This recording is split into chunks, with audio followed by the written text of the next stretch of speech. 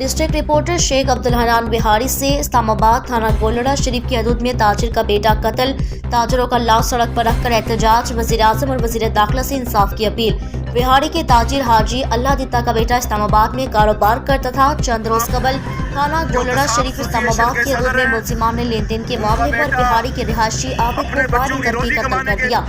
मकतूल की लाश बिहारी पहुंचने पर बिहारी के ताजिरों ने लाश सड़क पर रखकर शदीद एहतजाज किया और कातिल गिरफ्तार न करने पर थाना गोलड़ा पुलिस के खिलाफ नारेबाजी की।